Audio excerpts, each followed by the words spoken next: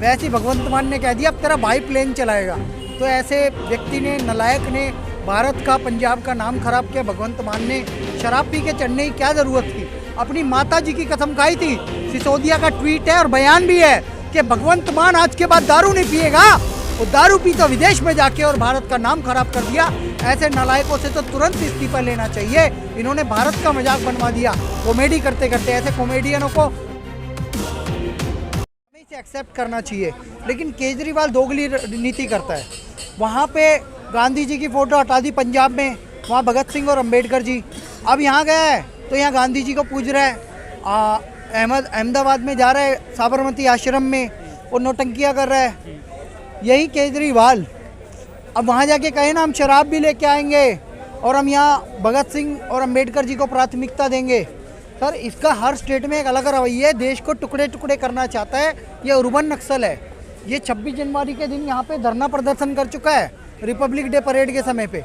हमें ये समझना होगा कि केजरीवाल की मानसिकता क्या है। बाटला हाउस एनकाउंटर जिसमें हमारा जवान शहीद हुआ, मोहन चंद शर्मा, उसकी जांच की बात कर रहा था। ये आतंकवादी मारे गए। तो ये वही बंदा है केजरीवाल जो कहता है कि मौलाना मौलवियों को हम सैलरी देंगे, लेकिन किसी पादरी को, किसी पंडित को और किसी गुरु ग्रंथी को नहीं देंगे, किसी जैनी को नहीं देंगे। ऐसा दोगला रवैया करने वाला, वक्फ बोर्ड को फुल पेमेंट करने वाला, जो कि अब इलीगल साबित हो गया है, ये केजरीवाल है। केजरीवाल की पोल खुलती जा रही है। और जो पीएफआई पे अभी रेड पड़ी है, पीएफआई में भी एक आतंकवादी जो पकड़े गए हैं, सुनने में आ रहा है इन्हीं की पार्टी के सांसद का नाम लेने वाले। देश का इस्लामीकरण करने का एक साजिश रच रहा था पीएफआई, और प्रधानमंत्री नरेंद्र मोदी को मारने की साजिश थी 12 जुलाई या 12 सितंबर की। तो वो साजिश भी इनकी फेल हुई है। अभी अरेस्ट हो चुके 150 से ज़्यादा, और इस पे 5 साल का प्रतिबंध लगा है। अच्छा, अरविंद केजरीवाल जो है वो भविष्यवाणियां बहुत करते हैं। आज एक और भविष्यवाणी उन्होंने कर दी। उन्होंने कहा है कि 1 हफ्ते के अंदर मनीष सिसोदिया को भी अरेस्ट करेगी ईडी। ये खुद से वो कह रहे हैं। अच्छी बात है, होना चाहिए। मनीष सिसोदिया आबकारी मंत्री है, उनके 2 गुर्गे पकड़े गए हैं, तो जो गुर्गे जिसके हैं उसको भी तो पकड़ेंगे। भाई सिसोदिया ही तो गुर्गा है असली। सिसोदिया से भी बड़ा केजरीवाल है। केजरीवाल मुख्यमंत्री होते हुए एक भी विभाग नहीं ले रखा। 18 मंत्रालय दे रखे हैं सिसोदिया जी को।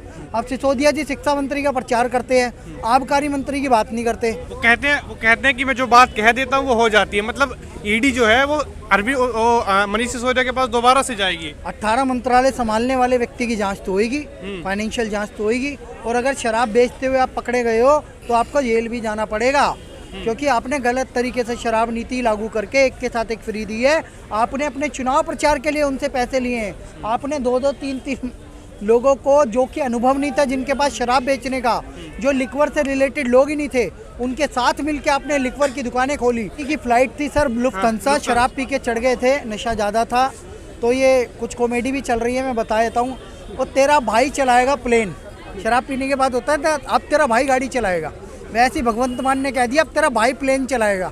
तो ऐसे व्यक्ति ने, नलायक ने भारत का, पंजाब का नाम खराब किया। भगवंत मान ने शराब पी के चढ़ने की क्या ज़रूरत थी? अपनी माता जी की कसम खाई थी।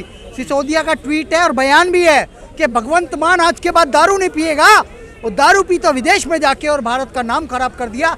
ऐसे नालायकों से तो तुरंत इस्तीफा लेना चाहिए। इन्होंने भारत का मजाक बनवा दिया कॉमेडी करते करते। ऐसे कॉमेडियनों को मुख्यमंत्री क्यों बनाया गया है? वो कह रहे हैं कि ये जो सारा का सारा बीजेपी का पलटवार होता है। जो फ्लाइट में जो बैठे थे, तो फ्लाइट टेक्निकल टर्म्स की वजह से वो डिले हुई थी, ना कि भगवंत मान की वजह से। तो ऐसा करो ना, उनका ऑफिशियल हैंडल सारे चेक कर लो।